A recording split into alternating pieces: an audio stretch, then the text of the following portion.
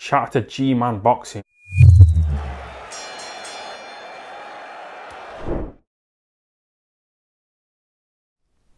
So we're now a few months in to Eddie Hearn's exclusive deal with Dazn. Now, we all remember when Eddie Hearn announced that he was teaming up with Dazn on a full-time basis, so Sky Sports were out of the equation. It was just going to be Dazn, and it was the moniker Game Changed. You know, has the game really been changed in the immediate time frame? Now, something like this, it will take time. It will. It can take a year, maybe more, in and around that time frame. So this is not me coming out and saying it's been a failure, it's been this. No. What I'm going to do is I'm going to give a brief, my 2 cents on how Eddie Hearn and Dazn, I feel personally, have done just starting out. We'll just say this is kind of a probationary period, like you'd have in the job, and just kind of say, starting out, how I feel about it. Now, Eddie Hearn and Dazn, they started out with the fight camps. Now, the first week's fight camp was a little bit compromised because we missed the main event. The main event didn't happen with Conor Benn and Adrian Granados. But the first week went through solid enough. The second week I felt was the best out of the three. Alright, had a couple of heavyweight fights on it, had a world title fight on it. It was quite good. Now, the third week's fight camp was the weakest, okay, in terms of the fights. The main event was very, very good, Buatsi versus Balot next, but the rest of the card I felt was lacking. Now, they were the 3 fight camps. In terms of the broadcasting team, the presenters, I gave my 2 cents on that in several videos. I think that Laura Woods is very good. I think Ade is a great interviewer. It's not just because I know him. I do think he's a very good interviewer. He's got a good way of communicating himself. So, no issues there. Maya Jama, I've heard rumours, and like saying there's been rumours. I've heard some people on Twitter say it. The amount she's making is crazy, like per show. It's I think nearly 6 figures, or it's in around 6 figures, which is crazy considering like that's per show. It's not per year. Now, some people might say that that's not true. Maybe it's in around that, but it's not quite. But either way, it's quite a big, sizable figure. She's not really there as an ad. She's not there as an ad. She's there as a presenter. She's alright, you know. She's okay, you know. That's the best way I can describe her. Like, she's alright. I prefer Laura Woods Laura Woods is a very good presenter. In terms of the commentary team, and you know, people would say, what about Harley Quinn? I've said enough about that. We won't go in there. You know my thoughts on that. I think they could have had a lot of other options, but they went with safety first.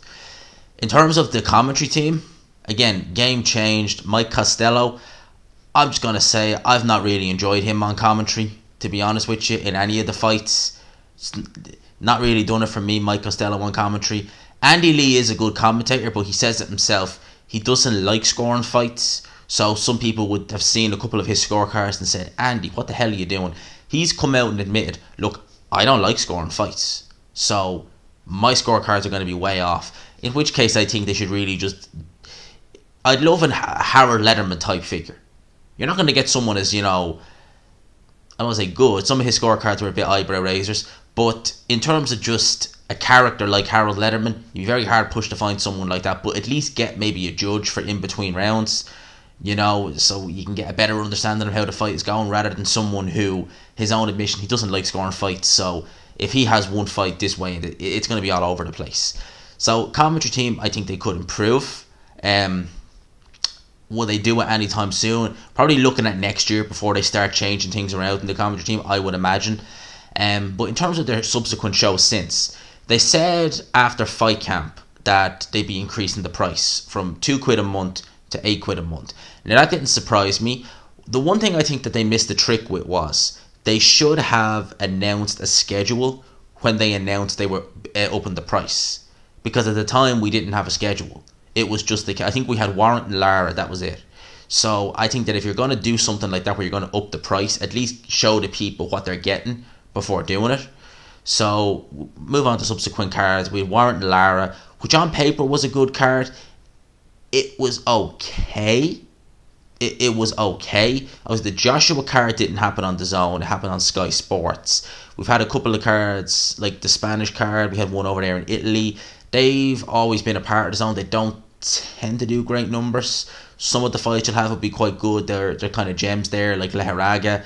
He fights on Dazn Spanish cards. His fights are normally quite good. Not a lot of people will really tune into them. They're not really marketed that well, even on Dazn, to be fair. It has to be said. But we look at the Liverpool card. Now, for me, the Liverpool card that they did at the start of this month, that to me is the card I would be expecting from Dazn moving forward. Some people might say that's asking a bit because that was a very, very good card. I don't think there's anything wrong with Dazn trying to get these domestic fights made. You know, because that card had 3 very good domestic clashes on it. It had Liam Smith versus Fowler, great fight.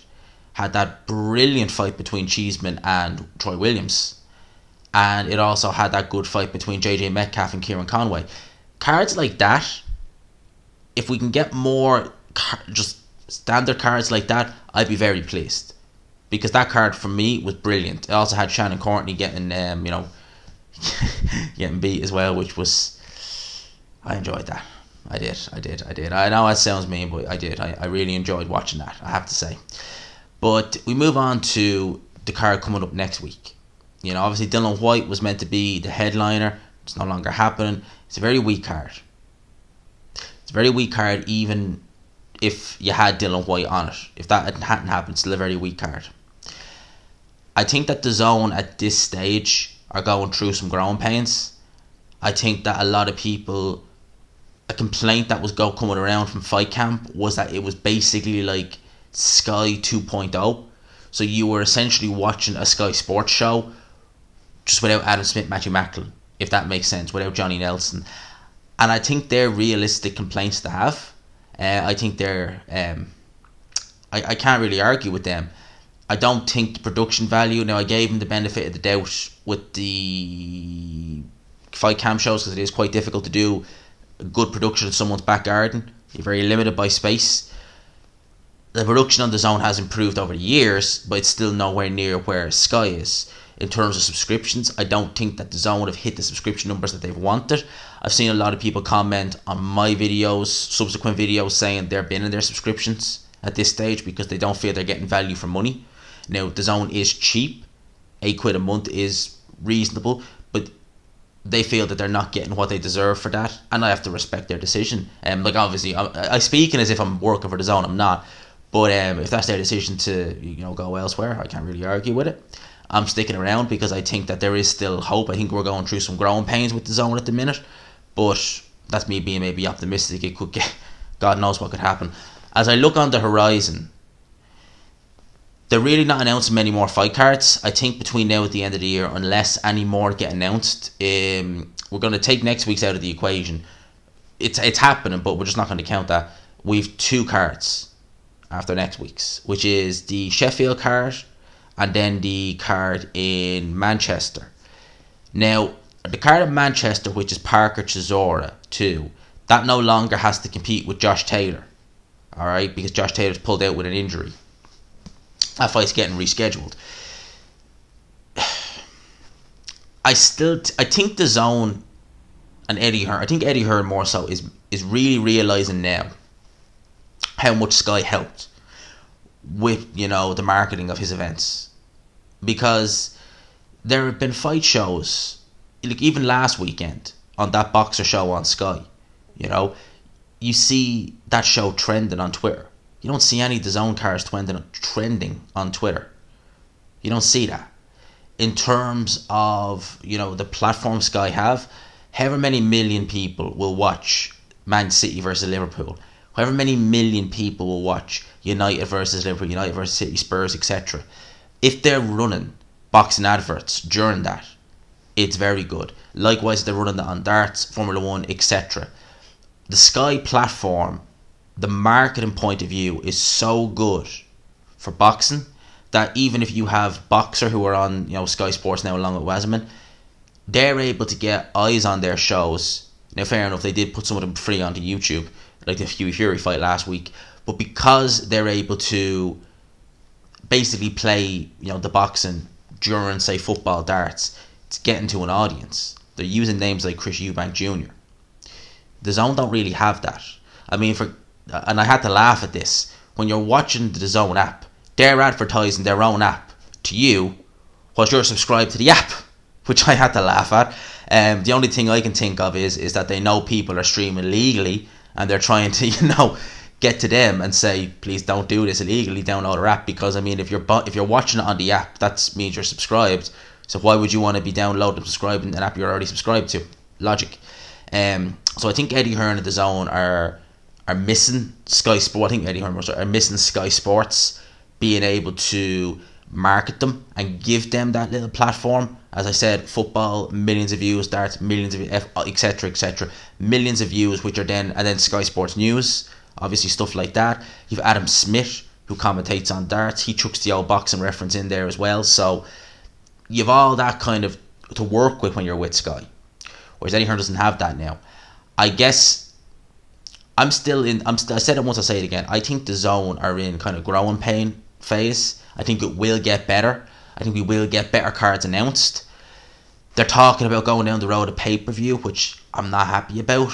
And I said it as well about the Dylan White card, before he pulled out, that however much them two guys would have been getting paid, Dylan White and Olive Aline, let's say Dylan White a couple of mil, Olive Aline a low couple of mil, that's more than probably both fighters got paid combined on the Liverpool card. So I think they're really looking at, profit on these shows. If they're going to take a loss, they don't want to take a big loss. Hence the reason why, simple as I think that, that's why the card for the Dylan White card was so weak, and is still quite weak. They're doing it in the O2, which is believed to not be selling tickets. How many people are really going to know about it? Because they don't have Sky to really drum it into people and, say, look, Dylan White's fighting, it's this weekend, it's on pay-per-view, it's this, it's that. That sort of way. So it's definitely tricky. The Dazn do have deep pockets, but I'm sure they don't want to be taking losses on every show either. I'm sure they want to be able to say, right, if we're going to take a loss, we don't want to take this much of a loss. We'd rather kind of take that and hopefully break even in the future. So yeah, that's my thoughts on it. It's an interesting one. I've said it once, I'll say it again. I hope that the Dazn succeed, because I like having the option, just paying for what I want. I've said it several times and I'll reiterate it. I like that. I really do hope that they succeed and they can get over this little difficult phase, because let's look at Eddie Hearn when he started out on Sky. He was running prize fighter tournaments. That's mainly what Eddie Hearn did when he started out. He was running prize fighter tournaments. You Tommy Coyle, top of the bill in Hull. The only real names he had at the time were, would you call Kell Brook a name? Because he was still fighting Shabransky. He hadn't even won a world title. Carl Froch is the major name after the Super 6, but that was it. AJ hadn't even turned pro yet. So Eddie Hearn was doing the prize fighter tournaments. He was banking on Carl Froch, and Carl Froch done very well. He was hoping Kell Brook would do something, and he did. Tommy Coyle never really achieved massive heights, but he had some good cards up there in Hull.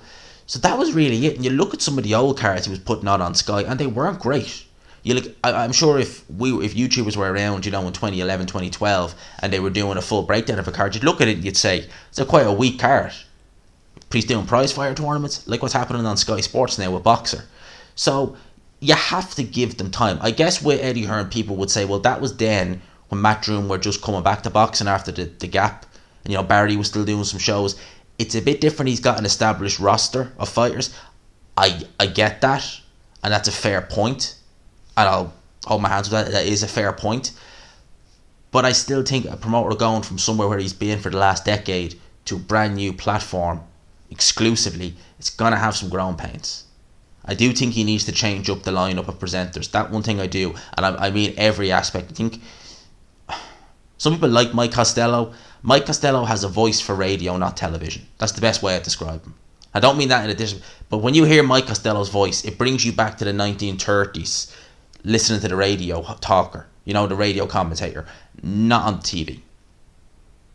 Not on the TV. And if they want to bring someone in, the people's man, Paulie Malignaggi, just saying, just chucking that name out there. That's my thoughts on that. I hope I haven't been waffling. I always say that, but sometimes I just feel like I go on a bit, and I don't know if people like that or not. Some people do, but I don't know. I don't want to sound like I'm just waffling on and talking absolute geek. I want to actually be bringing something to the table that's actually, makes you think. Do you know what sort of way makes you think?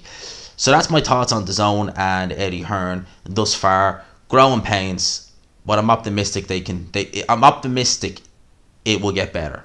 So I'm keeping my subscription.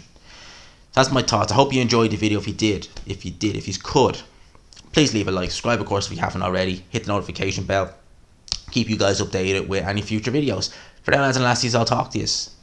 Peace.